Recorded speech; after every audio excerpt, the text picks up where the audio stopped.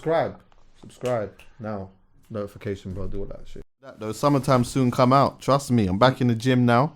You said. I'm back in the gym, man. You did say. And you know the thing is, the running thing's a bit mad for me because of my knee. Remember a time ago I told you, knee surgery, boom, boom, boom, boom, boom. So now, like, I can run again, but it's getting the confidence in my mind because my mind keeps telling me, every time I go to run, my mind says to me, go on. Go on. Bad. Yeah, go on, go faster. So now when that happens, yeah, I have to slow down because it's like there's this other part in my brain that it's almost like it wants my knee to mash up. So it's not the knee now, it's the mind. It's getting confident with that. But so the doctor said you can run like calm. Yeah, I can run. I've done loads of therapy and physio and all of that type of shit. I've done loads of it.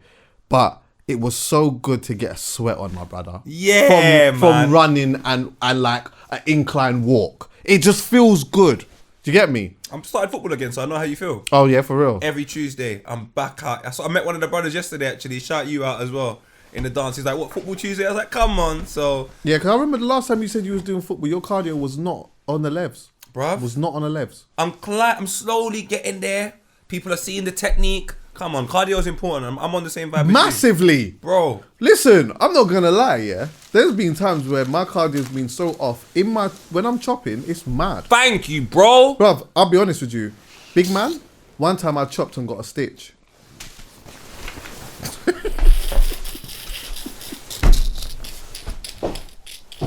No! Listen, I got a stitch. You know when you pick up the pace? Yeah. I heard a cramp. I know cramp in the right leg or the left leg when you might have it in a certain position and you feel it. I got a stitch. I got a proper stitch. I got a crazy stitch in now. I'm on that. That is a stinker. Yeah. That is a stinker. Bare build up on lactic acid because you know I work out. Oh, I'm to charge it. And I heard you say you want to get rid of your belly about my boy Chuckie in your belly. Yeah, go work, man. Yeah, there's been times during sex I've felt like raw. I'm unfit. I've got minutes in the tank. Like I'm not ready to stop, but I feel unfit. Do you sweat when you're? Sometimes, yeah. Do you know what, if I'm sweating? I'm not a proper sweaters. Are you a sweater? Sweat. That's not weird. During sex? I mean, I'm too honest right now. I'm not a proper sweaters though. Like, yeah. I'm not a like. Nah, man. Nah, I've been. Sometimes I've sweat too much and I'm just like, nah, this is disgusting. I feel disgusting. Yeah. I'm like, this is horrible. That's not. I go have a nice little bath, shower, freshen up, and then. But I'm making excuses here. I'm not sweating no more though, girls. Don't watch. Yeah. I can't be honest with you. The sweating thing, especially if you're like missionary and that's all dropping on them. They're not loving that. They might be in the moment, but they're not laughing. Imagine you got long plaits as well, and they're freshly done drip just dropping on her titty, on her nipple, just going down her areola. Like that's not what anybody wants, cuz. No, the only time the sweat thing is alright is like when you're both. I guess when you're both sweating, if anything. You're not overly sweating, but she's sweating. You both got a little sweat. You're like, I know, like a exceptional circumstance. You might be on a holiday, hot country, like. Vibes taking you, it's mad hot in the room, whatnot. See, in my yard, see the summertime in my house, in my bedroom, forget about it. Forget about it. You told me about it when the sun just comes into the yard and it's just... The sun directly beats into the room. Like, it beats into the room. And what's weird about it is that, like... The pictures would be banging, though. Yeah, that is cold still. That is cold. I'll come to your house, take pictures. But... what it is, is initially it's actually not hot. When the sun is beating in the room, it's weird because it's not that hot. But it's when the sun comes down, it's like, I don't know what happens there. I don't know what the flipping science is of that, yeah. But it's like the temperature just rises in a mad way. You heard the song? Feel like I wanna be inside of you. When the sun comes, it's the vibe and energy. Come on, my brother. No, that's nice though, man. I like having a house like that. Save money on heating. Yeah. Well, you say that, but there's been times when I've come home, it's so hot. I've laughed. One time I came in. What? I came into my yard one time. Yeah. My room was so hot, I just laughed. I just thought, it was so hot. It's just unreasonably hot. It's unreasonably hot. I hate So that. anytime I've like been with someone around that time, I've let them know from the get-go. I'm just letting you know, like, see, you don't want, like, you might want to stay around, but you don't want that. Like, in the summertime, you don't want that. You don't want the spoon. You definitely don't want the spooning thing. And the sex in there, a minute and a half, you are instantly sweating. Like, instantly. And for my own, when I was young, when I was younger, my ego in it was like, yeah, I got a girl over since she's sweating. But I feel like now I'm like, nah, man, I don't really want to. Because you know, when it's hot and sweaty like that, in any other environment other than yourselves, you don't like it. No.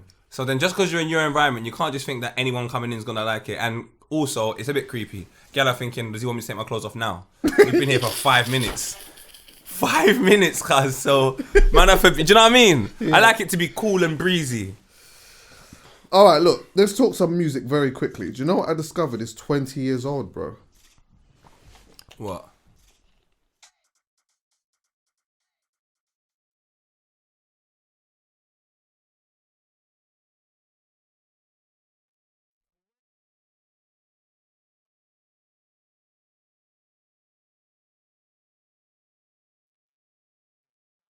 That was the song. That was it! That's the Avrex Jacket song.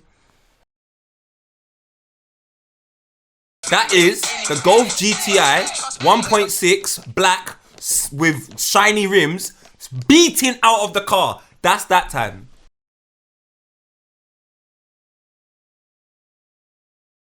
Avrex stays there. Did you ever have Avrex? Did you have an Avrex? Did you have one? Is it, yeah? I had one half leather.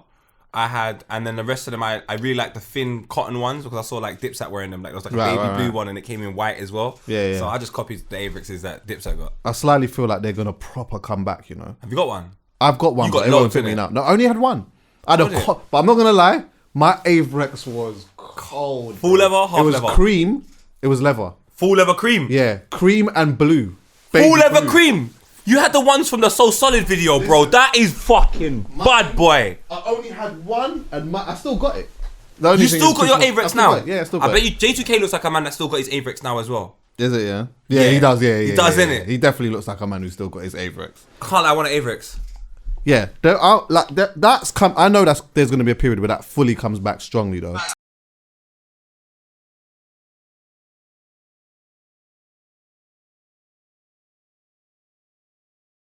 He talks about blowing up Rex, Stratford Rex. I never went there.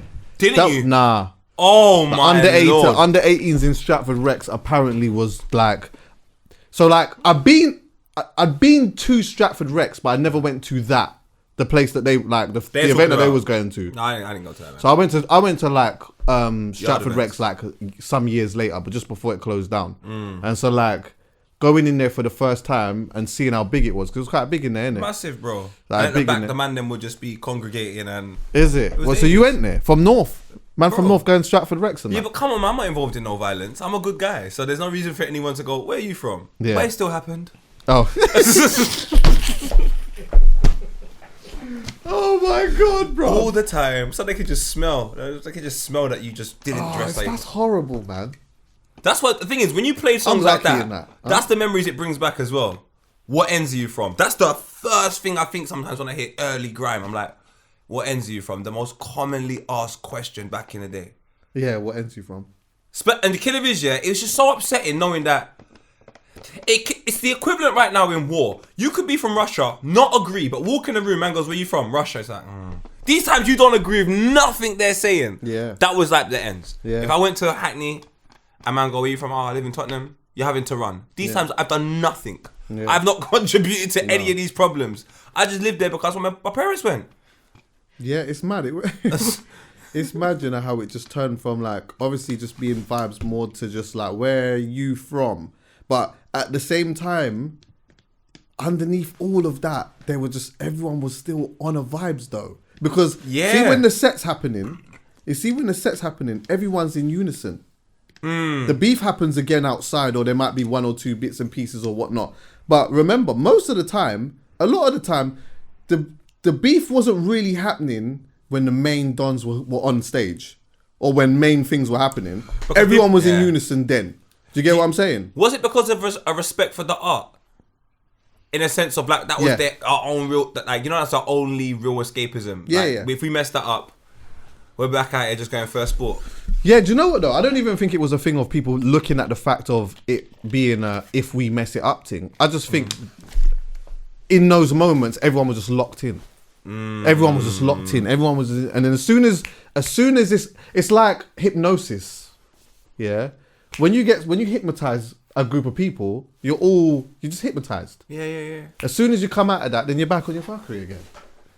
That is so true. There's certain songs that do that to me. You know? That's bare true. Bro. Certain gal. Oh my God, yeah, I'm telling you. There was a girl there yesterday from Sri Lanka. I almost booked our flight, big man. She's in London though, so you're all right. Yeah, all right. But let me just get to this.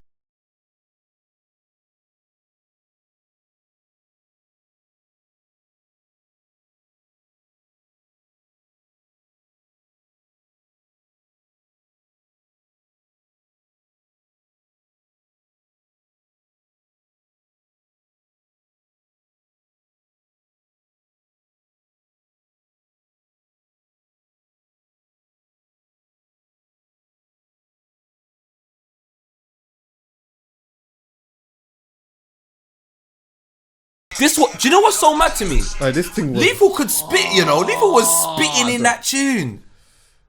And it's like the more money he made, the more business he made. Like the less he started spitting. But in that tune, he's spitting.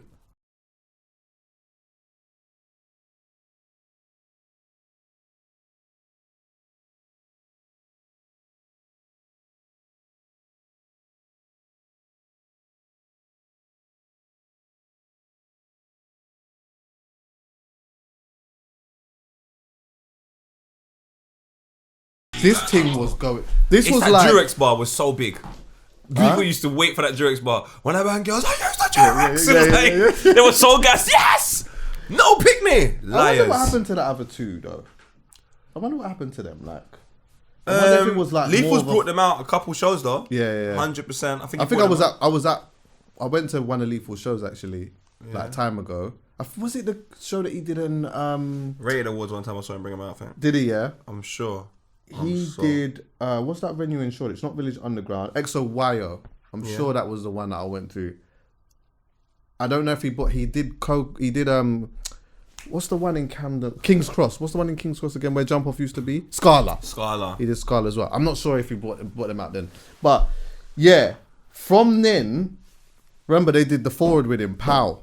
And then he did that anyway. Yeah. And then that ended up being a complete monster. You know, I don't know if you know this, but around that time that came out, I had my first DJ residency, and I remember my booking, my DJ set was 9 till 10. The club opened at 10. My DJ booking was 9 till 10. The club opened at 10. So I wasn't DJing to anyone, but they was kind enough. So they had you DJing to the staff? Yes, basically. Basically. Man, I'm making juices to no one. But you know what though? That was fine because later on I ended up building my way to get the 12 till 1 and the 1 till 2. Do you get what I'm saying? I just had to do that for a few months. But... What, DJ for staff? I didn't know I was DJing for staff, by the way. I thought the club was... I just thought no one was coming in. It was only until... That's the pre, you know. When I started getting the 11 till 12, that was when I started to realise, oh wait, hold on 1 second, like... People come. Yeah, well, not that, but I found out, oh no, the club actually opens at 10. So I'm like, rah, well, you lot had me playing at 9 till 10, whatever. Do you know what? I was just happy to play. But good it was a real thing to not play POW. Yeah, no. You could not play POW. Yeah. If you played POW, the promoter or the like one of the bouncers or whatever was coming to the DJ booth and telling you have to take that off now. It was too crazy, bro. It was too crazy, man. And shout out to Lethal as well, because around that time, you got to take into consideration, he's dropped Oi with More Fire Crew. Yeah. And then they dropped another song right after that, where they shot it in Ali Pali, the music video. Let me tell you what it is right now, and it was kind of similar to Oi, but it didn't really bang the way Oi did. Yeah. And I remember they were on a little bit of a campaign. I remember that whole thing, and it's like I always respect someone that's able to reinvent themselves in a short space of time 100%. to do something else. So even off the back of that, he did do Pow, but he didn't even stop there. There was another rhythm he did. Yeah. And Two Face is the first guy on it. Like, who's a nigga? I don't know the name of that, but I don't know exactly. Make a boy run, make a boy shiver. Got 4-4, got my hands on the trigger like, who's that? And there's Bear Man from East on that song. And it just kind of positioned Lethal as a way, as someone that kind of brings in loads of different people. Yeah. So I looked at him completely different after all of that. To a certain extent, I kind of looked at it like he brought in Ozzy B and Nico. That might not be the case. That but might that's have been the case. how I looked at it. It might not, but that's how I looked at it. And then that's how I sort of started to see it. Do you know what I'm saying? And then he done the ended forward up, of it was two. like he was a connector in that sense. And then Bear people started really trying to do that as well. Like from then on, where it was like you had all these rhythms with loads of people from different ends or whatnot. Like Fresh done it with a song called Rillion. Who brought in loads of different people. Then they had to have Rillion on the as their bar. It was a probably commonly, Wiley done it all the time. Wiley done it enough times. Who else would be doing it? I tell you, they had the Northwest rhythm as well. Nicky S and Nike used to Nicky do it S quite and a bit. Nike. Used to love it. They did it Nicky quite a bit. S and Nike. They did it a lot. Oh my god. They did it a lot. I remember they I used to rhythms. MC with them back in the day still. Serious? Yeah. Nicky S and Nike. I used to MC with them back in the day. Do you know what? I love Nicky them, S and Nike took me. I had a crew at the time, Fatal Attraction. Yeah. Cheeky, Chuckie and Carty. Yeah. That's some bad boy names though. CCC. They took us to Delight FM. And I remember that was a big thing because like Delight FM, that was the South London radio station or whatnot, yeah? Yeah. It's mad, like you listen to a radio station and that and you go in there and you're like, right, this is what it's like. It'd be great when they finish it. Yeah, exactly.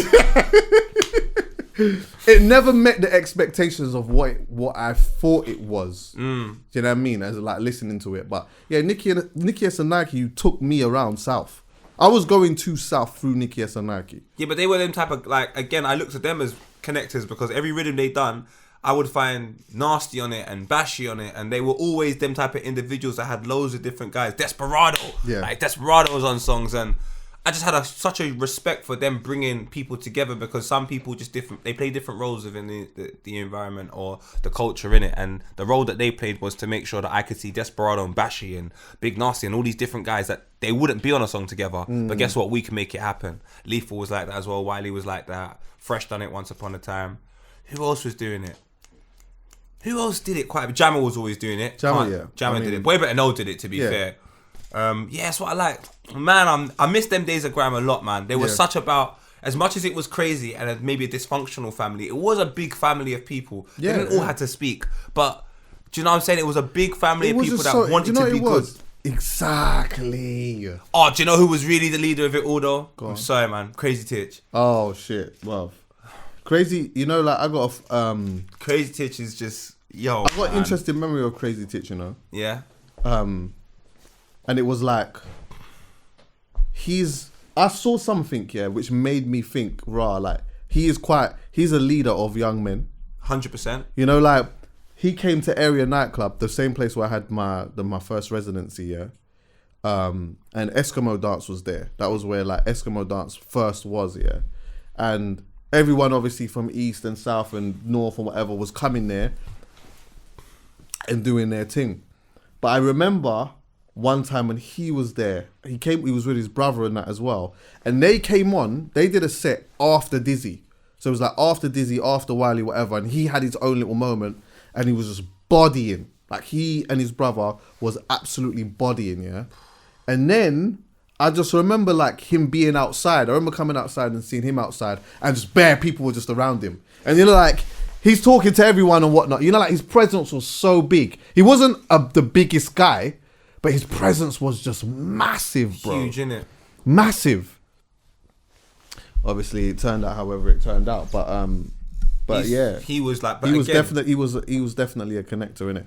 And he had like that spirit of I don't care what anyone tells me, I am the best in the room everywhere I go.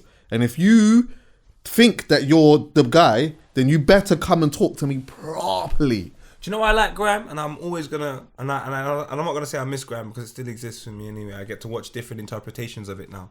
But the early adolescence of it is because quality threshold, quality was the most important. Yeah. it was quality over everything, and it was like tone was so important. Sometimes in rap, I don't know if people really.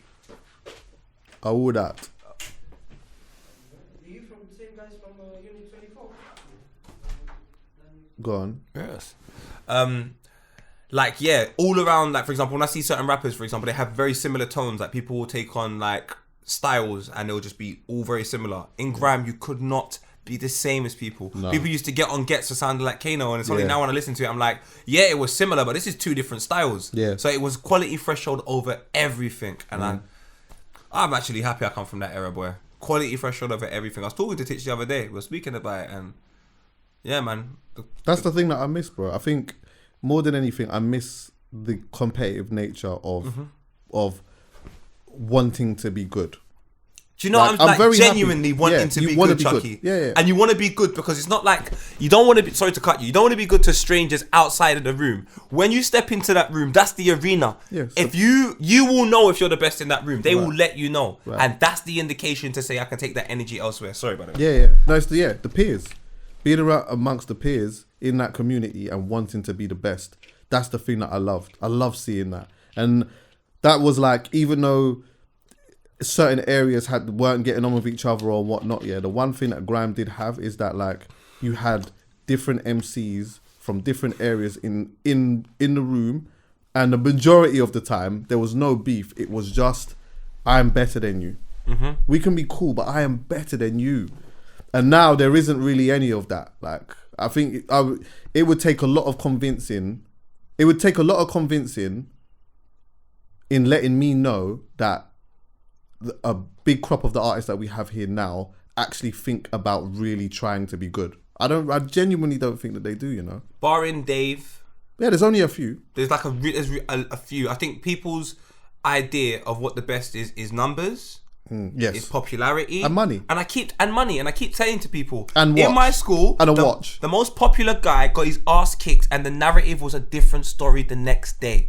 But you see the guy that beat him up, every year we knew he would beat people up. His narrative never changed. So whatever his story is, wherever he is that. But if you're the popular guy, there's no story. People just know you for whatever's happening now. And I'm so tired of that within music. Like, it proper gets me, especially when you've been here for a little while. You've seen the 4-year transitions of this guy's the next one up, and then after the 4th year, he's gone, bring in the next person. It works like school. Sometimes second year. Maybe sometimes second year, do you know what I'm saying? So I just think musically right now, I wish there was a playing field. We might even get back there. When everyone starts making too much money, all that's going to happen now is going to be like, oh, well, we've all got money. Right. So then how do we separate each other now? We're all kind of popular. Yeah. So now what? We've got to be the best. Right, exactly. And you know the saddest thing is that I think when it comes to that now, do you know where everyone's got to go? Right back to the start. To the essence. I just watched that Kanye doc. I watched the 3rd episode. Yeah. Donnie dropped out. He didn't drop out Cody, but he distanced himself from him for a period of time. Yeah. And then when it came to him being the Kanye he is today, what has he had to do? Go back. Right back. That means if you never left, where would you be? Right. This is why I think J Hus will always be great. He doesn't leave where he needs to be. No one else knows where he is, but like when he crops up, he's with his sister, he's with his family, he's with that journey that took him to where he needs to be. Yeah. That's why I loved grime. Yeah. Wherever you went in grime, if the man them linked up, even if they went to go Central London, it was like MCs that were brethrens, and it was very like a closed community of people that consistently were on their thing. Yeah. Everything they went with each other and they wanted to be great. Because of the popularity of the scene and all of that, it's probably kind of hard to do it, but it's just too much about money. And I like what you said about the Kanye thing as well, actually, because that was one thing that I super noticed is like, you know what? In that time of need as well, no matter how successful he got, when things started to go a certain way, I need my Don. Yeah. Who's the other guy? Who's the other guy? Rhymefest. Not Rhymefest. Rhymefest is lit. Yeah. There's another guy. What's his name? Who? Chico.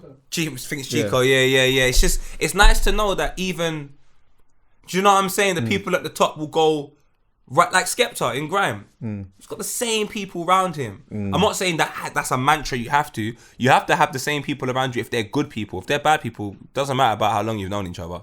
But there is a common theme that if you want to have success within music, think about the journey that brought you to the point of quote unquote popularity. Don't think about the journey through popularity. Well, it's about having the same common goal as well, isn't it? Because if your team is surrounded around people that are essentially looking for the profit and looking for the money, as opposed to quality threshold, and that's your mindset as well, then you're not gonna know any different. You're not gonna feel any different. You might not necessarily, once it's all said and done, you might not feel happy, but you won't know you may not know any different, and you might not necessarily know why you don't feel happy in your music career or whatnot. You've got all the money, you've got the watch, you've got the yard, but what is it? You might not have, you just don't have the music like that.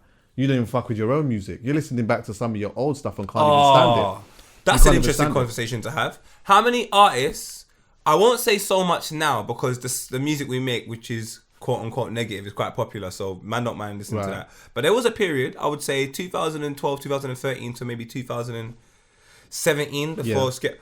I want to know how many artists enjoyed the music they were making. Genuinely want to know.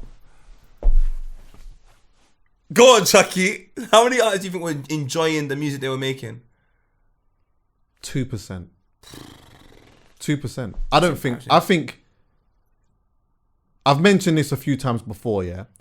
I think that a lot in the ideal world would want to erase that part of their career. But the only reason why I would say, you know what, yeah, as much as I know you didn't enjoy that time, and as much as we listen back to it and it has aged horribly. It stinks. Yeah, it proper stinks. You know what? It stinks. I guess at a point, it kind of needed it to happen for us to be to where we are now. Do you get what I'm saying? 100. We go through them stages. It just needed, you had to be the person to do it. Someone had to do it, and you just so happened to do it. But I can't imagine anyone listening back to, like, I wouldn't even want to play some of the music back to them, to be honest with you. I wouldn't even want to do that because I feel like it would feel... They would give me excuses. And most of the excuses would be work. And I'm like, but you didn't start this to work. Do you know have you watched the Mary J. Blige doc? I haven't watched it. No, someone else told me about it, actually. Go and watch my older sister, auntie, mother, everything. Not my mother. I got one mother. But you see her. Yeah. The place she's making music from. Yeah. How humble she was at the start when they were asking her questions in one interview. Like, oh, so like, Mary, like, how did you know you were going to make it? And all that. She turns back, she goes, I didn't. She goes, I didn't think there was opportunities for people like me. Right. So you see that sort of humble spirit you have even at the prime where you've just released what's the 411 and niggas are going mad for this album. You're rapping at the end of the album. Are you crazy? Like, you've dropped this whole album. You got Diddy supporting you. Like, this is nuts. You're still in that situation of like, yeah, and you're seeing the guy from Jodeci. Yeah. Like, it's all going mad. You're still the same girl. It has to be with her surroundings. She had her sister around her. She had her friends from that day one. And then I saw the, like, so at the end. She had music people around her. No, she had life people around her because she was the vessel that was able to almost translate life and make it a sonical experience. Some people maybe need loads of different types of individuals. That's true. Mary's got her pen. That's true. And where she's got her pen, Diddy be producing and people be around her. And then she's got rappers that are around her that can also, like Meth, and in the final dinner I see LL Cool J there. So I'm just like, the role she played. I'm talking, bruv, like, ask yourself this if you're an artist, bro. Mary J. Blige done a concert the other day. Everyone was singing every word to, like, every song, whether it be Real Love, No More Drama. Like, how many of you lot are making music that you know right now in 20 years' time, you can go and do a show? I don't know, 10,000, 5,000 people say. And people will know every single word. I don't think there's a lot of individuals. They're making music like that 2013 to 2017 period is still happening now with certain artists. And I just think... You're going to be in Butlins quicker than you know, fam. I'm telling you. And you know as well, like, which I've said so much times as well, yeah, is like the quality of the performances and stuff like that are so low that, like, there isn't much of a middle bit. It's like either some people are like really, really good. You got some that are just super, super good, and then others that are just so way off the mark, yeah. And I went to go and see Dave the other day, yeah. And like, I know that we sort of look at him as the exception or whatnot, but I remember looking at him and saying, like, watching the show, this guy's... I'm not... By the way, let me just be clear. I'm not expecting anyone to do this, but let me just explain this first, yeah? This guy is coming out, he's flipping, he's rapping, he's talking to the flipping crowd. Yeah. He's like... The engagement is really good. The clarity, the flipping... The guy's playing the guitar... No, the guy's playing the piano. He's playing the piano and rapping. Then he's playing the piano while flipping Meeks Manny gets gigs and flipping Fredo's rapping. Then he's playing the guitar. Then he's playing the guitar and rapping. Then he's like, there's so much shit going on. Huh? How old is he? He's like 22 or 23. 23? He's 23 years old. My man didn't even hit 25 yet. And so like, that's scary. I walked away from that, yeah, Scary. and I thought to myself, of course, not everyone is going to be that. And not everyone needs to learn how to play an instrument either, yeah? But as an artist, yeah, like see like with some of the artists that are coming through that are actually selling a lot of tickets for shows and whatever, yeah, hitting big stages at an early point in their career, I hope that some of them could look at that and just think to themselves, I need to step this up a piece. I need to step my thing up a bit. Be inspired by that. There's nothing wrong by being inspired by that. Come out of your bubble for a minute. Come out of the bubble, because that's the next thing. When you get money and fame, a lot of artists feel like everything evolves around them. Yeah. And then you know when they realize that it doesn't, when they've like crossed the line a bit. You see when you cross the line a bit and then people remind you, hold on a minute, bro, like the world is yours, but it's not really though. Like be careful. Like be careful what you do here. Yeah. Like that's sad, bro. I just think, yeah, be inspired by something like that and step this thing up, because a lot of them are getting away with absolute murder. I hear you. They're getting away with murder. And the only reason why some of them can get away with this murder is only because my younger brother, who is of a certain generation, he may not know no better. Do you get what I'm saying? When he's going to a show, he don't know what's good until he goes and sees Dave. Oh, serious? He won't know. You go and then you see that and you start thinking, because that's the next thing. When I was speaking to even some of my other cousins and people that I know and that, they were like, rah, like, that's spun them. Because more time, when they go into a show, they're just expecting everyone to just be prancing up and down and whatnot and fucking someone screaming over themselves, over the track or whatnot, shit engagement, whatever it may be. That is the standard for them.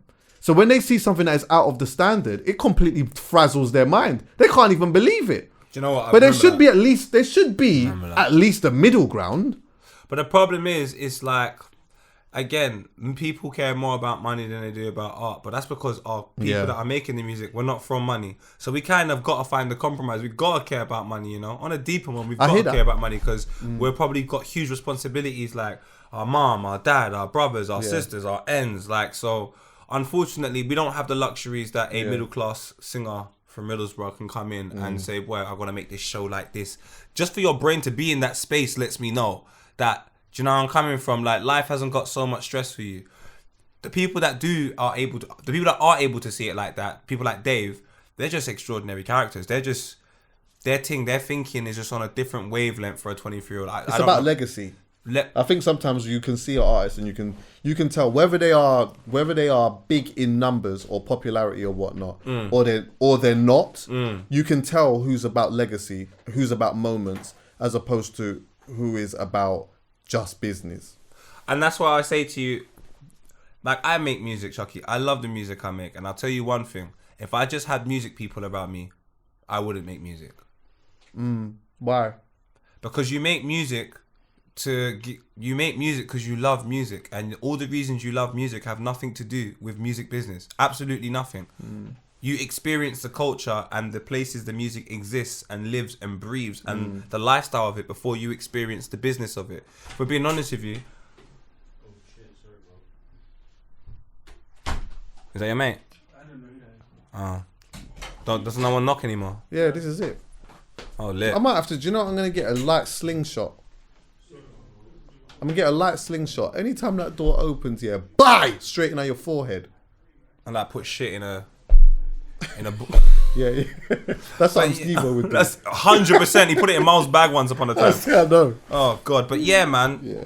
That's all I think. I think you need to keep the people in the, like, for example, when I see reggae music, or when I see, Jamaica's always the example. When I see the places that they're playing the music and enjoying the music and having the music, none of it looks like something that's in central London, but that's where the music's coming from. That's actually almost the studio.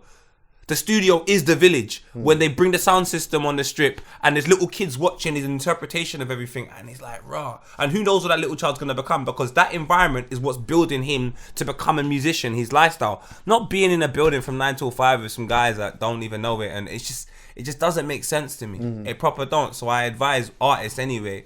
Especially I love when artists are just they are drill rappers and they're epitomizing a lifestyle to a certain extent of that. Like, that's gonna keep you there. Eventually you'll grow out of it. You're a kid. I'm not asking you to not be a kid when you're a kid. I don't want you to do anything bad, but I do understand the compromise of, if you live this lifestyle, you can make this music. Yeah. Mary J. Blige went through a lot of heartache. You watch the documentary, you'll understand. What is it on, by the way? It's Is it on Amazon Prime. Okay, I have to give you my. I'm on that. I've got Prime. You got Prime, yeah? Yeah. Come on, fam. Watch it, please, bro. I'm gonna watch that tonight. What? Just talking about drill quickly, yeah. What do you think about, like? Because what I've seen over the last year or so is a few songs here and there that like drill songs that seem to be made for TikTok. Come on. What do you think about that? I think that is the middle class Caucasian trying to figure out how they get involved. Because drill derives from a lifestyle. So if you know the lifestyle, you're able to make the drill. But if you're not able to make the drill, it's because you're not from the lifestyle. So then you find one drill song that goes and you go, what elements of that can I take to compromise so I can put it somewhere else? And kids are the reasons why things are big on TikTok. Nothing to do with adults. Right. Adults are fucking idiots. They just watch what kids do and then they put it in a building and then they act like, yeah, we know how to. You don't know anything. You wait for the kids to do something else before you. So with TikTok songs, the kids have done that. Kids have put the songs on TikTok, and then all of a sudden, the kids have shown everybody the songs that resonate on TikTok. And some of them will have they're not really fully drill. They're a bit more innocent. So once that information is shared, record labels look at it and go, all right, cool. And this is no disrespect to someone like him. We'll get RD or this guy or that guy, and we'll put them on drill, but the TikTok version of it. Right. And we'll tell everyone this is drill. And then what it does is it kills the original drill for the man them in the hood. And then it makes that version bigger because that version's more shareable. I actually hate it. But I feel like some of them are, you know, I was watching Lowski, yeah? I was watching Lowski one time on his thing, and like, I'm seeing him dancing around and that. And I'm like, I like the fact that he's happy because, so do I. You know, I know where he comes from and I understand the pressures as well of feeling like he could have spent a long time in jail. So you know when you get out of that situation, I'm not putting myself in that situation again. Got you, whatever. I want to just make sure I'm on the right track or whatnot, yeah. But sometimes I'm like, I see the dancing and I'm like, wait, is this for TikTok? Is this like about creating a moment? Then, not that he's done this, but sonically, I've heard changes in some of the songs. So like, Swarms, I think he done like, what is it, a Deliveroo tune or some shit like that. Yeah. Yeah. Then there's like a few other ones, yeah. And I'm like, it's reminiscent to me of, remember the funky house era, yeah? Yeah. Where you had, obviously funky was what it was. And then after a while, you started to get the head, shoulders, knees and toes. Then you started to get like the other stuff that were like a bit more dancey, and it was like, the sound was different, yeah? Yeah. Little while after that, Funky House is gone. I'm not saying that was the reason for it, but something happened. Something happened, and I don't know what it is, but I feel like I'm seeing the same thing. I'm seeing this thing, this sound, changing in a mad way, yeah? And it's not all bad, because obviously, like, I think that like a lot of them are still changing their life through doing it and whatever it may be, and it still has the authenticity in it, the sound and production and whatnot. But when we start getting to the gimmicky aspect of it, I think, or do you not feel like that could be a bit dangerous for the progression of the genre? That's the point I just made. Right. Look at it like this, Chuckie. This is the best way for me to describe it, why I don't like any of this stuff. All of these versions of music that are made are counterculture. So they're counterculture to commercial culture.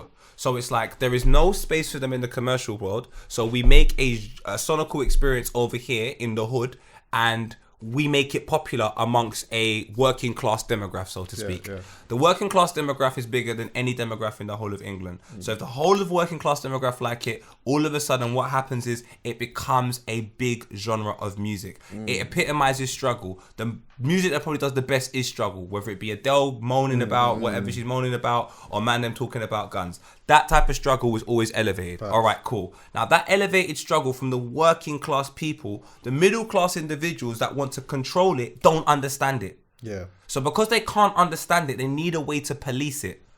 Here comes TikTok. TikTok now shows these groups of people the way to police drill. So if we can find one person and we can tell everyone this is drill, doesn't matter, we can tell everyone this is drill, make this person be the face of it, what happens is it changes the sonical experience, and most importantly, it changes the opportunities for people in working class areas to find an entry point into music, because what drill is being changed. This is why I think people like Heady One, the Unknown Teas, the Lost, these people are important. As long as they keep giving you, especially Abs, these men are important. If they keep giving you the harshest reality of drill and that becomes popular, there's still an opportunity for Benjamin in fucking Brixton. Yeah, to do a thing. Because if not, and this is not even me to shit on him, I don't even like to, actually I'm not going to say names, I don't want to shit on people, but there are some artists, and obviously they haven't had that experience, and do you know what? It's got nothing, I'm not here to say you're bad or anything, it's nothing to do with that, but you haven't had that experience, but you make a version of drill. If that goes number one, and then you do another one, and that goes number one, and you do another one, and that goes number one, we got the same examples in grime. Grime would live and exist now. If it wasn't, and this is not a dig at anyone, but the moment Chip makes an album which isn't fully grime, and he's the grime kid, what does that do for grime? And the moment Dizzy Rascal says, I'm just doing house music, what does that do for grime? It's all the people that are the coolest in our genre, because this doesn't understand it, they bring it somewhere that they understand, and then everybody understands money. So when you're making money, you think you're doing well, and then all of a sudden, the money dries up. It's not what it used to be. And then guess who's still there for you? Black people. Come back home, come back to drill, come back to grime, come back. We're always here. But all them other commercial popular things, they will get rid of you. So sorry about that. It's not even about. No, I hear exactly what you're saying. Ultimately, it's not about, or it shouldn't really be about, making it for others to understand. It's about making it for you to understand, and the popularity. And if that becomes popular, then that's obviously more. What's the word? There's a stronger credibility in that. But then guess who but can't when you control make it for someone else to understand, it literally changes, as you said, the sonic experience. You can't control it though, innit? You can't control it. If you can't control it, you're getting upset. How can I control this? Why is it that we can't create the new drill artists? All the new drill artists are being created by kids. Imagine kids are the geniuses. Everyone under the age of 21 and under have created these stars. And there's stupid people in record labels taking credit for it. It's nothing to do with them. Yeah, but do you know, even now I think it's changing, because so many of them are, I mean, there's a lot that's signed, but there's a lot that's actually independent, bro. Doing their thing. And the ones that are signed, all the information that these record labels are using were created by the younger demographic. It wasn't created by nobody. They're imitating. That's why record labels have to change the interpretation of what is their number one artist so frequently. Until you become like an Ed Sheeran or a Madonna or something like that. But for that whole journey, your top artist is going to be whatever genre of music is popular, and then when that changes, it will be someone else. If reggae is popular for 4 years, guess what? It is a white boy with dreadlocks. And then after that, if grime is popular again, here's some next shoot in a tracksuit. Like, that's how they operate. So you can't operate like them because you are in the space. You live in the space. So if I live in the space of drill, I can't make country and western in 4 years' time. I'm in the drill space. If I want to make country and western, I should take my ass to Texas or something like that, have an understanding of it, and then I can sort of, do you know where I'm coming from? Yeah, definitely. What's happening with us though is peak. Trust me, I see it all the time. And grime is the reasons why I'm hurt by it, because man tried ridicule grime so much, and I'm just like, half this shit would even be here if it wasn't for grime. Furthermore, Skepta has night collabs. That's grime. I'm sitting here doing a podcast. I'm grime. Right, 100%. So anyway, 100%. I really want the music to do well, man. So much, Chuckie.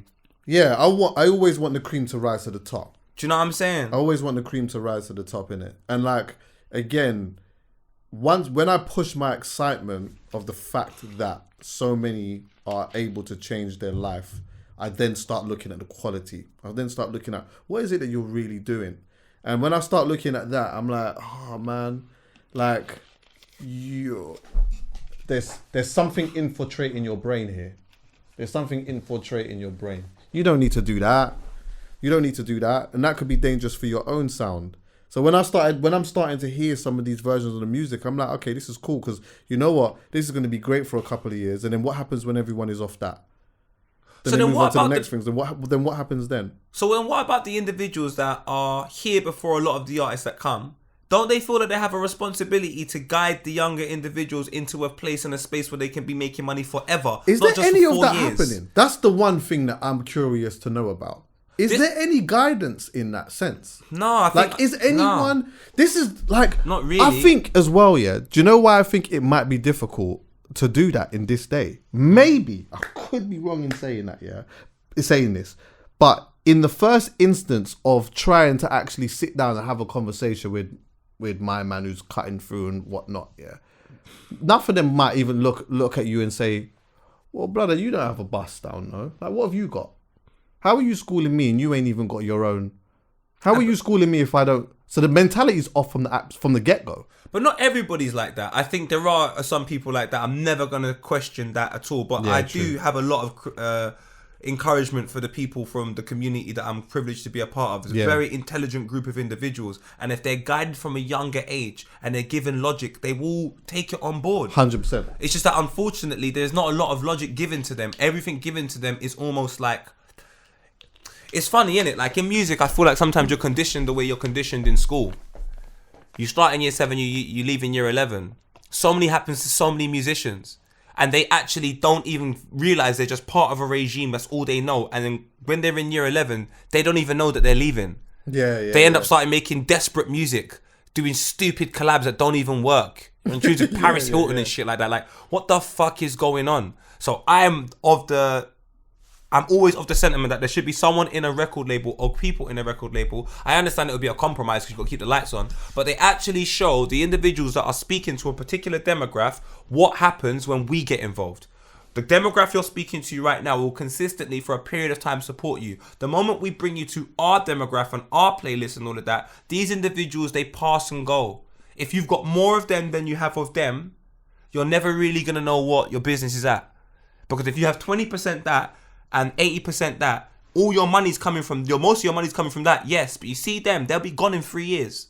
So if your lifestyle is accommodated to the 80%, guess what happens when that goes? You've got 20% now. Right. And now you've got to try and figure out how you can financially sort of accommodate your lifestyle from the 20%, but you've been living through the 80. That's why I say to people all the time, please, artists, please, know who your core fan base is and always make for them. Even set your lifestyle financially around them. That makes sense to me. For you to set your life financially around the group of people you just met at Sony doesn't make sense because they need to keep their lights on. What about yours? Yeah.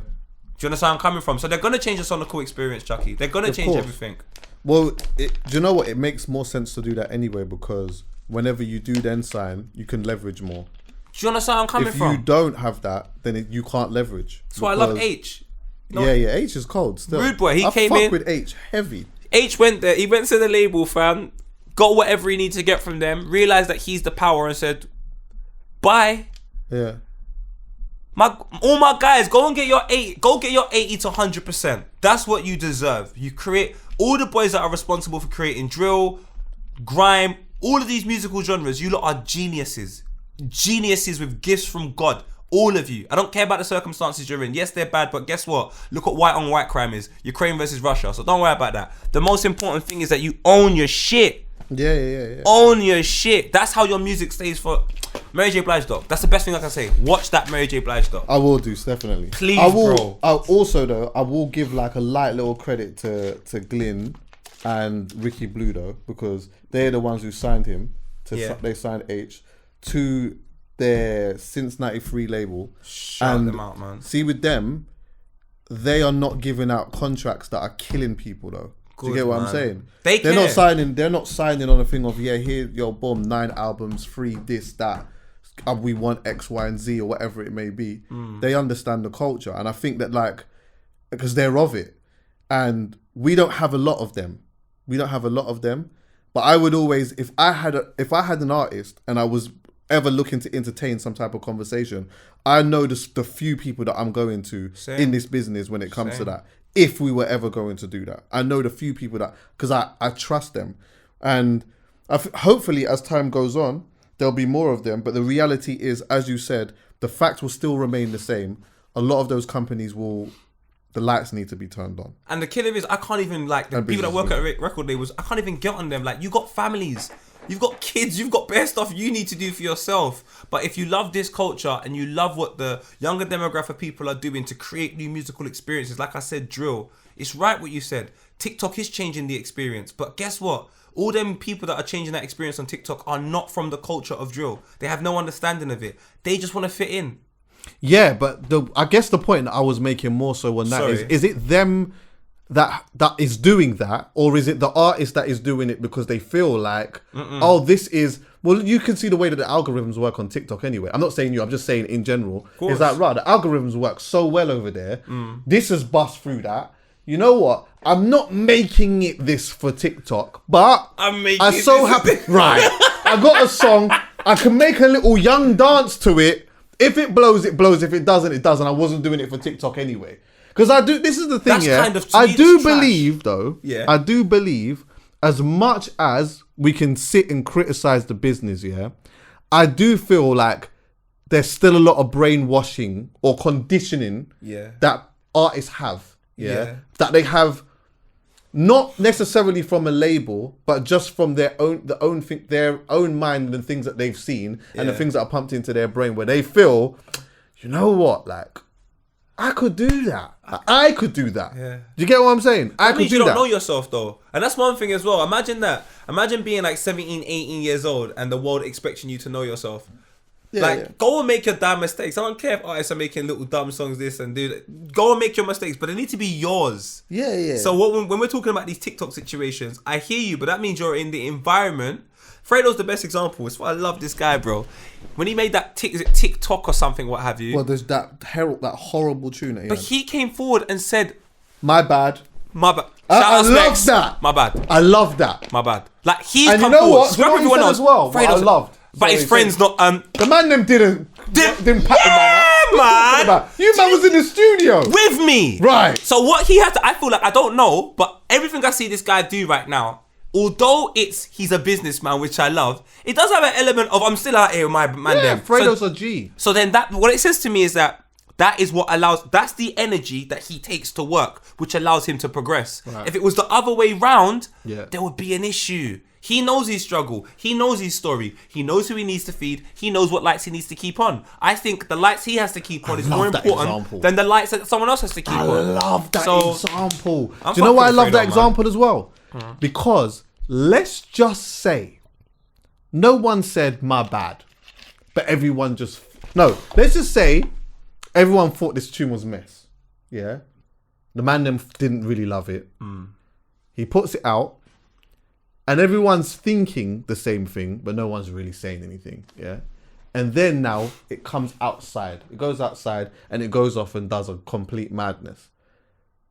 I don't think that he would then have a whole career of making tunes like that. But I do think that he would think, right, this one, I could do a next one of them. I'll just give them a next young one. Then I'll give them a next young one. Then what happens? You don't get Independence Day. Independence Day starts sounding a bit different. Do you understand what I'm saying? Maybe the verse that he gives you on In the Fire is a tad bit different. He might start giving you a neck. Do you understand what I'm saying? I love the fact that this happened. My bad. And you know what? You see when he came out at Dave's show? Oh, I know it was sensational. I know. Bro, my man stepped out, yeah. He's been going gym on the low, definitely, by the way.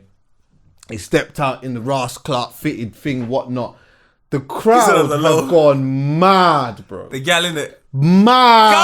Come on, yeah, man. Twice. That gasses me so much. When I see the man them doing well, I get so gassed and energy. Look where he's come from. Look where he's come from. Brother. Look what he does. Look at the music he makes. So if you've come from that, I just think you need to listen to the people in and around that understand you. You see that over there? That has to be the thing that says, how do we manage that? It can never be the people that guide you. It has to be the people that manage the situation, never guide you. So Fredo, them man there, Dave, they up will to keep them the man, genre still. up. They will keep the music alive. Gets. You know what? Yeah, we're limited on time here. So before we even get on to the next thing, if anything, have you got Howlers? Let's just do with that, just in case they come, because I don't want to interrupt your Howlers. Listen, my brother, have I got Howlers? Is outside bright? It's outside bright. Let me tell you something, brother. First of all, I'll put my hand up. Go on. Specs, filthy fellas, my bad. What happened? My bad. What happened? I said, when everyone was like, you need to get Tinder Swindler. You need to get Tinder Swindler. I'm like, but what the hell are you going to get him for? What do you mean get I him? didn't think. So Tinder Swindler, obviously everyone's seen the doc by now, the Simon Iliev guy Yeah. who went around and bumps a bag of women. Yeah. A bag of women. But they voluntarily gave him the money. So in my head, I'm like, I don't even know 5 gal like that. So you know what? I can't sympathize like that. I can't even get £250 out of certain gal. I'm telling you. This guy's getting 250k. What I didn't think about was the diamond factory that he claimed he worked for. Oh, yeah. What are they saying? I tell you what, Chuckie, they're talking about suing him. That's right. According to the court documents obtained by People, Israel-Russian diamond tycoon Lev Liviev and his family are suing man like Simon for lying. Big racks. Millions and millions of the Rocks fans. Like, he's getting sued. And you know what? I'm happy. Do you know the maddest I thing do is? feel happy about it. He will not have, whatever racks he's got at the moment, he's not got the bank to go against that team there. Diamonds. What? Big, oi, you ain't got the piece for that one. Because I reckon they've already thought about the repercussions of somebody doing this in the first place. Right. You didn't think about the repercussions of you doing it to someone. So guess what, Simon? You get swindled now. I'm telling you. And do you know what it is as well? now. See, for the Diamond family, this ain't about money, you know. Yeah. Principle. Come Don't on. try to disrespect the family name. We're out here doing the Diamonds thing, whatnot. Now we got some youth running up and down all over the place saying that saying he's gang. He's out here saying he's gang. How can he be gang? He's not even related to me. Exactly. He made up pictures and put himself in it. Mad. So honestly, Simon, I know I was rating you a couple of weeks ago, but guess what me and Chuckie have also said in the pod?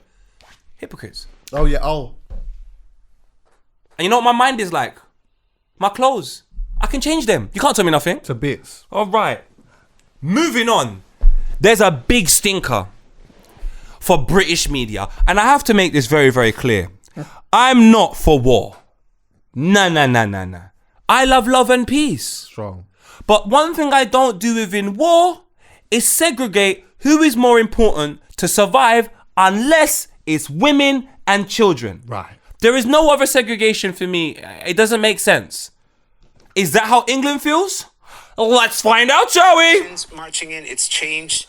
Sorry, I say England, I mean the Western world. You're all the bloody Western. same. You're Yeah, Europeans, Western. innit? You're all Right. the same. Now with the Russians marching in, it's changed the calculus entirely.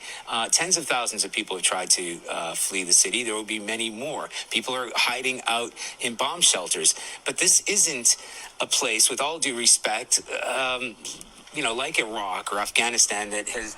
Oh, sorry, silly me. Because if it was a place like Afghanistan and Iraq, we should just leave it to happen. Right. We are now segregating who we think is more important to survive. But should we stop there? Let's continue. Unthinkable has happened to them. The unthinkable. And this is not a developing third world nation. This is Europe. Oh, so you mean to tell me if it's a developing third world country, we should let the individuals there struggle, die. But we're not going to do pray for Ukraine. We're not going to do any of that if it's a developing third world country. But guess what? We don't stop there. As you're talking to us, Matthew, we're playing in the latest pictures of some of the refugees trying to get on trains or trying to get out of Ukraine. What do they look like, Mr. What's European? compelling is just looking at them, Yeah. the way they're dressed. How are they These dressed? Prosperous. I'm loath to use the expression. These are prosperous middle-class people. These are not obviously refugees. Oh, so let me get this straight. My mum's not involved then. She's working class. Some of my cousins are not involved then. They're working class. But guess what? It doesn't stop there. Just to put it bluntly, these are not refugees from Syria. These are refugees from neighboring Ukraine. I mean, that, quite frankly, is part of it. These are Christians, they're white, they're... Oh, so let me get this straight. You say me have the ruler in me bag. If we are not representing Europe, we're not white, we're not Christian, we don't look middle class, we don't dress well, we don't look affluent. Is that the word they use? Is that then therefore you're not the individuals that should be saved. And then I say to myself, how true is this? That you can just go to Twitter and see that a bag of individuals that are black are not even being allowed to leave Ukraine. Right. So this is what I'm going to say moving forward, just involved when it comes to this war thing. Don't ask me about it. Don't ask me about it. And I'll tell you why I'm saying don't ask me about it. There are several wars and several struggles happening on this planet. And I feel that every death, every life is important. There is no life more important than the other. I want to save everybody. But guess what? I'm still old enough and strong enough to understand that that's just a mad ideal.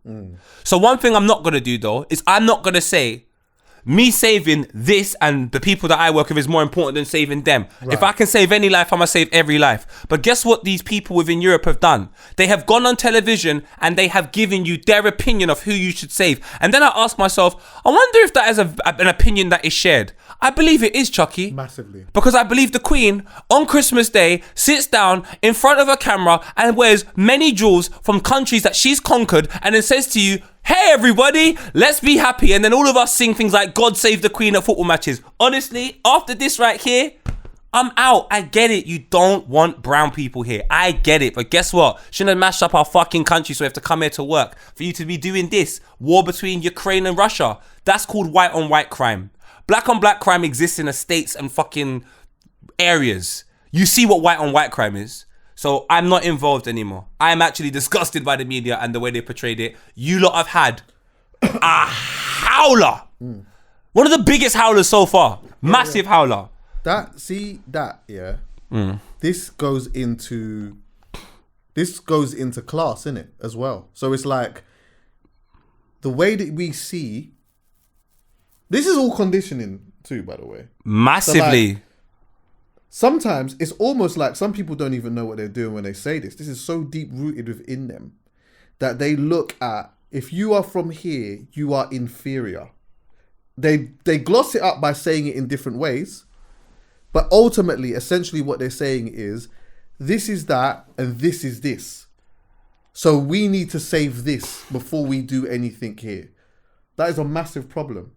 Because how do you, and this is a question I would really love to sit down and twist someone's mind up on this as well, yeah. Is that like, how do you work out the value or a cost of life? How do you measure that? How do you measure it? Because they are measuring it. How do you do that? I'm curious to find out, what metrics are you doing that by? That's sad though. It should always be women and children. Well then, if that is the case, the reason why it can't be, because if that is the case, then the inferior should be held to a higher regard. 100%. A lot of the places that are seen as the inferior have a lot of resources. Remember, this is part of that too. This isn't just about good versus evil. Because essentially, a lot of the time it's evil versus evil. It is. There's an underlying thing here. We're not fed the underlying thing. Chuckie, do you know the best resources in life? People. Everything you see on life has been created by who? People. So the best resource is God. Then it comes to people. Anyone. It doesn't necessarily have to be a middle class. You're born into certain circumstances. That shouldn't make you better than somebody else if you're born into a privilege. What the hell's that got to do with Kanye West? He's a billionaire now, but the day he was born, he wasn't considered important until he had accumulated some money. And money, bro, it just makes me go, you lot are all having stinkers. I get it. I'm not part of this country. I told you time ago. On this podcast, set up the GoFundMe. I'll go back home. Yeah. You thought I was joking. Now everybody want to go home. Listen. Visionary. Before you carry on, yeah, let me speak to the conditioning, yeah? Yeah, brother, sorry. Years ago, I was talking to a girl, yeah, and we was having a conversation about Haiti. You know they have a lot of earthquakes over there or whatnot, yeah? Yeah. And so, like, you know me, I'm getting into my my rabbit hole bag. An earthquake is a mad thing. Like, I'm thinking, right, like imagine that, like, the whole flipping country is just shaking. Like, take a moment to understand how, like, and it's so out of your control. And there's buildings that you would look at that are mad sturdy, dropping around. It's a madness. Do you know what her response was? Yeah, it is. But if it was going to happen to anyone, I guess it's not so bad that it happens over there because they ain't got shit anyway. Can I tell you what happened after that? Let me tell you what happened after that. Let me tell you what conversation we had after that. None. None. We never spoke again. Like, where do we go from here? There's so much unlearning that you need to do. I can't be that person. I was young then anyway. But I'm like, can't. There's a disconnect here, massively. Chuckie, I saw a guy go into war to fight in Ukraine. He looked interracial. And this is the first thing I thought. Let's just say for argument's sake, he's Jamaican. In the Second World War... He looked interracial. He's interracial. He's mixed race to you. Let's say for argument's sake, just for argument's sake, he's Jamaican. Right. The first generation of people to come and repair the country were from where? Say that again, sorry? The first generation of people to come and repair this country after the Second World War from where? Jamaica. Well, the Caribbean. The Caribbean. Did they do anything in the war? So this war's got nothing to do with us, but guess what? We've come over to build up everything. Yeah, no, yeah. It's got nothing to do with us. in the war, but that wouldn't have been. But it's got nothing to do with us. You know where I'm coming from? Yeah. It's got nothing to do with us. Like, it's got nothing to do with us. So you've had to come and work for people off the back of them doing something to mash up their thing. Then you've got to go and repair that. Then they gave you... Hello? Slingshot in your forehead. Yeah, we won't be long. Then you got Windrush, so they're sending you back. So they're sending you back after you come here to repair it. Then they're booing you at England games. Then they're wearing jewelry from your people them's country and telling you God save the Queen. Then they're making black people become members of the British Empire, the very empire. If you take a look at the Commonwealth Games, all of them countries involved in the Commonwealth Games are the countries that they invaded and took what they want. So we have been conditioned to believe that's all cool, and at the end of it, this mixed race guy's gonna go fight Ukraine. What is going on? Honestly, this whole thing's a game for people that in poverty to fight against each other, because they truly know if the people in the working class conditions, there's more of us than it is of them. If we all stand up and go, we're not going work, or we're not doing this, or we're not going to war. How about we don't go war? You lot war. You lot go war. All the working class people, we're not warring, we're not doing nothing. You lot do it. Then what?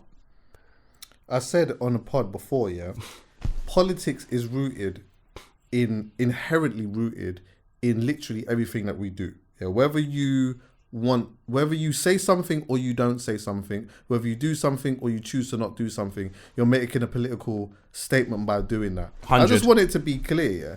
What's happening in the football world right now, it speaks very, like, some loud volumes, because you're not allowed to pick and choose when it's time to do politics, though. So if you are speaking loud, which is good, you're speaking loud this time around, yeah, it shows that when you were doing nothing before, you were making a political choice to do that.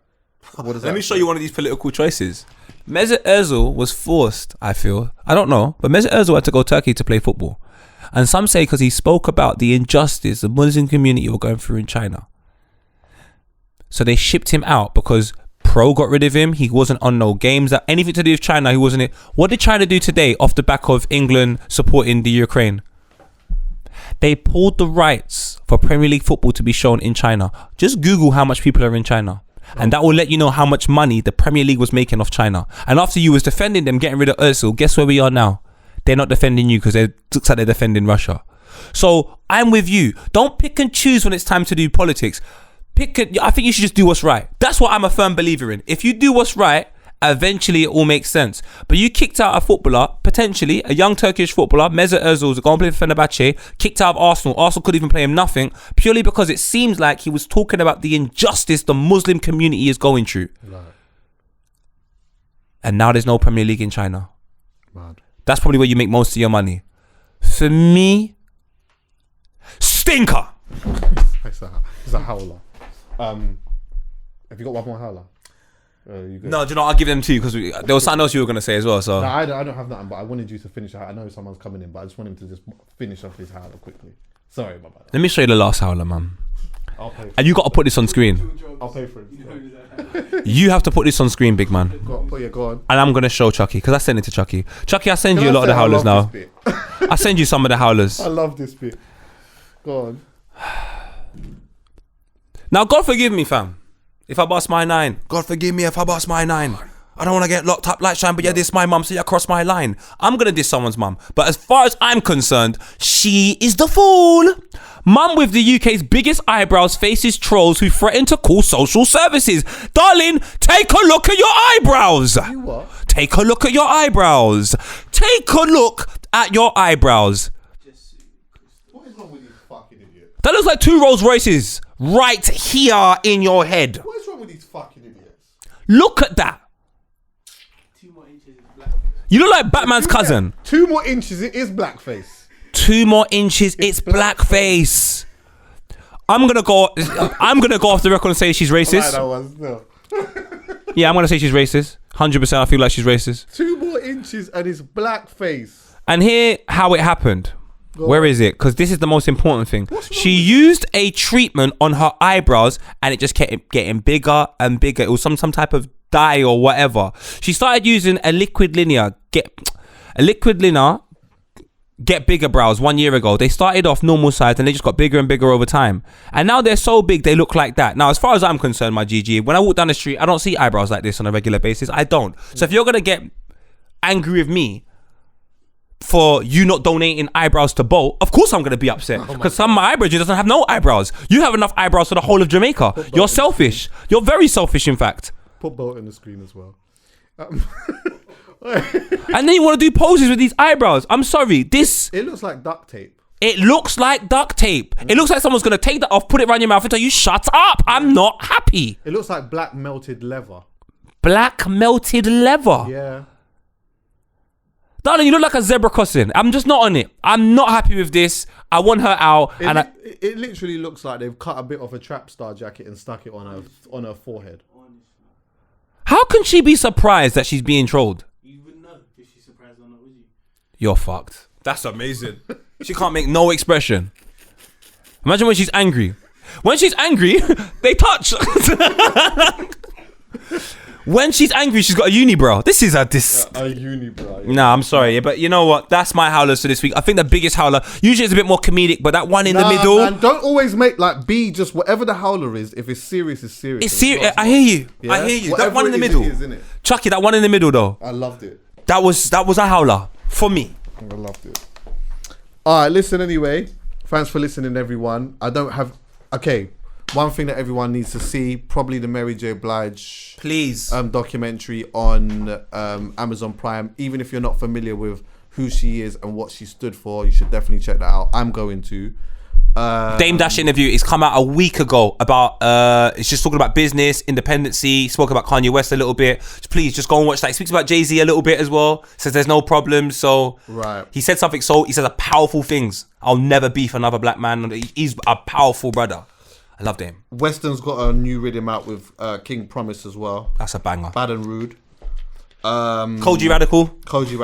Tiana Major 9 as well has got something. Let me play something for you then. Since we're promoting everyone, I'll promote myself. Scrap this, man. Who else is there?